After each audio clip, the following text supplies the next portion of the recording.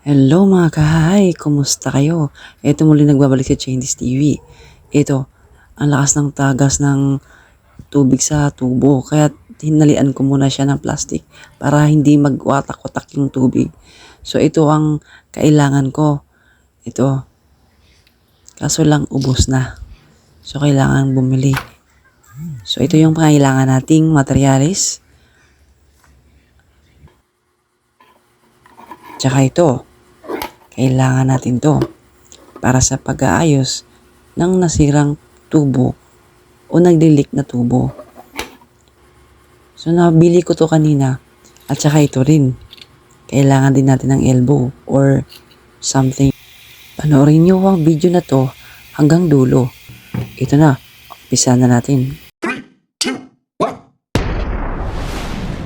Dahan-dahan ko nang tinanggal ang mga nakatali sa tubo na to. Pero nakita ko na ang sakit o butas ng tubo. Pero sad to say, walang lagari. Kaya ginamitan ko na ng kutsilyo. Napakahirap. Pero Boy Scout tayo. Girl Scout tayo. So ito habang ginagawa ko. So ginagamitan ko siya ng kutsilyo. So kailangan muna nating i-slice natin yung loob. Para medyo rough siya. Kasi kailangan siya ng rough. Kailangan rough yung loob. Kakagat yung yung nilalagay natin.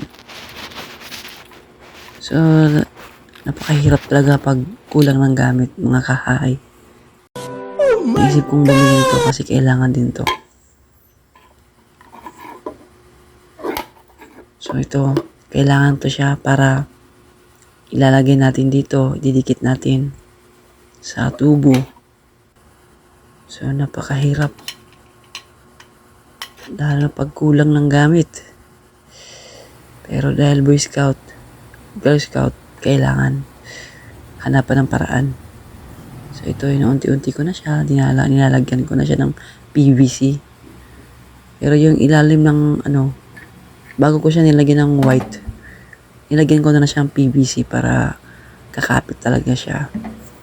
Paki-like na lang din ang video na to at kung nagustuhan nyo, mag-comment na rin kayo. I-share nyo na rin to sa mga kaibigan nyo o tropa nyo. So, medyo na siya, makapal-kapal na. So, nilagay ko na siya. No? Nilagay ko na. Medyo, medyo may pagkamasailan din tong gawa na to. Kasi napakatapang ng PVC, mga kahay. Parang amoy rugby siya. So, kailangan natin siyang bilisan. Kasi, padilim na. Habang may araw pa, kailangan natin yung araw para madaling tumigas tong PVC.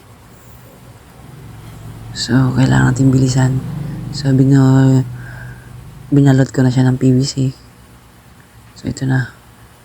Pati ibaba, nilagyan ko na rin ng PVC para or safe na lang. Para kung sakaling magkaroon ng leak, at least may PVC na siya. So, kailangan natin bilisan ang kilos. Kasi, ito na. 2,000 years later. So, kailangan patuyuin siya. So, ito na ang nangyayari. After 2,000 so, madilim years na mga kahahay. later. So, kailangan nang gamitin ng tubig. So, chinecheck ko siya kung may tagas o may tulo. So, ito yung resulta. So, binubuksan ko. Ayun. So, hindi siya tagas. Hindi yan tagas. Yan ay PVC na tumigas. So, chinecheck ko siya. Okay naman. Okay naman siya. So, kailangan kong buksan ng tubig sa faucet para makita ko talaga kung success yung gawa ko.